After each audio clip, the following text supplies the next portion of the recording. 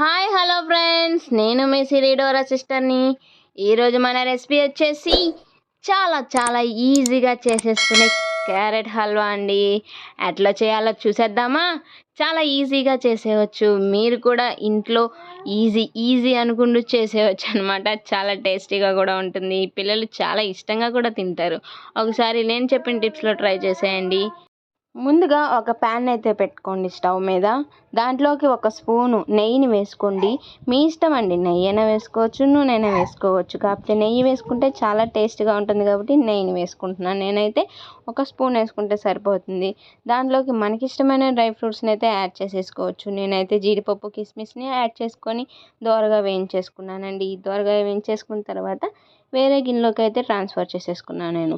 ఇప్పుడు మళ్ళీ అదే ప్యాన్లోకి కొంచెం మీడియం ఫ్లేమ్లో పెట్టేసుకొని మంటని అదే ప్యాన్లోకి ఇంకొంచెం నెయ్యిని, ఒక స్పూన్ నెయ్యిని యాడ్ చేసేసుకొని దాంట్లోకి సన్నగా తురిమిన క్యారెట్ని యాడ్ చేసేసుకున్నానండి. సన్నగా తురుముకొని నేను ముందే పెట్టుకున్నాను కాబట్టి దాన్ని యాడ్ చేసేసుకున్నానండి. అదే ప్యాన్లోకి యాడ్ చేసుకొని మీడియం ఫ్లేమ్లో పెట్టుకొని బాగా వేయించుకున్నానండి.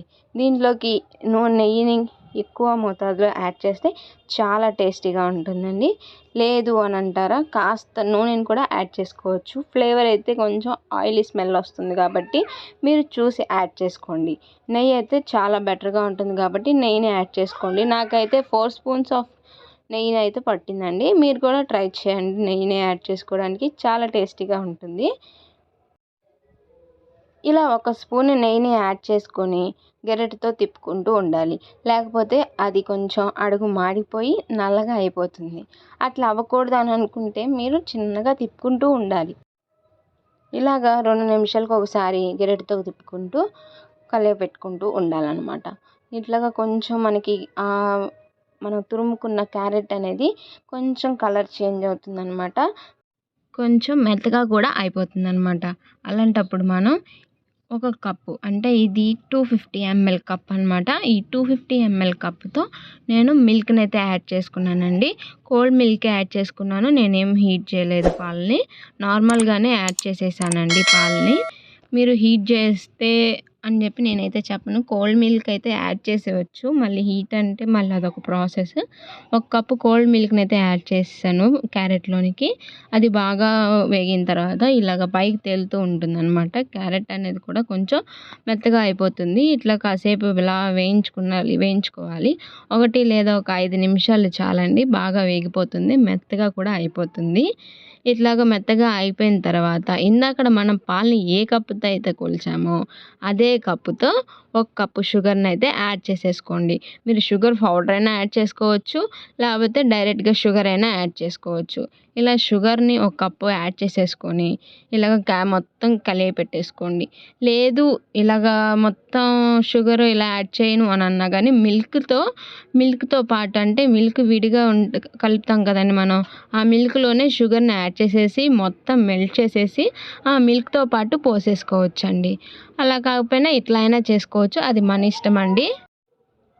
ఏ విధంగా అయినా సరే మనకి ఇష్టమైనట్టు మనం చేసుకోవచ్చండి. కానీ ఫ్లేవర్ అనేది, టేస్ట్ అనేది మారదు, చాలా టేస్టీగా ఉంటుంది. మీరు కూడా ఒకసారి ఇలా ట్రై చేసేయండి. ఇలాగ పంచదార అయితే వేసుకున్న తర్వాత కాస్త లిక్విడ్ ఫార్మేషన్లోకి వస్తుందన్నమాట. ఆ లిక్విడ్ ఫార్మేషన్లో ఉన్నప్పుడు కొంచెం మీడియం ఫ్లేమ్లోనే ఉంచుకొని ఉడికించుకుంటూ ఉండాలి.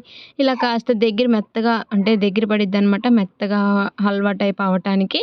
అలాంటప్పుడు యాలకుల్ని దంచైనా వేసుకోవచ్చు, లేకపోతే పౌడర్ ఉంటే యాలకుల పౌడర్ అయినా వేసుకోవచ్చు అనమాట. నేనైతే యాలకుల్ని దంచుకొని లోపల సీడ్స్ అనేది మాత్రమే వేసుకున్నానండి.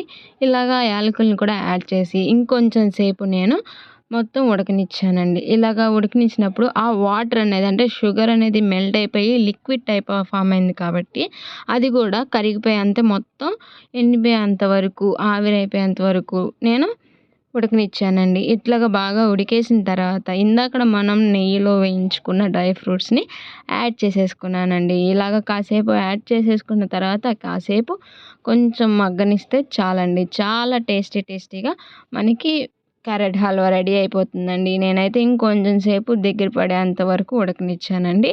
మీడియం ఫ్లేమ్‌లో పెట్టుకొని ఉడకనిస్తే చాలండి, అయిపోయింది. ఇంతేనండి, చాలా ఈజీ. మీరు కూడా ఒకసారి ఇంట్లో ట్రై చేసేయండి. చాలా టేస్టీగా ఉంటుంది. మీకు నేను చేసిన రెసిపీ మీకు నచ్చినట్లయితే ప్లీజ్ లైక్, షేర్ చేయండి.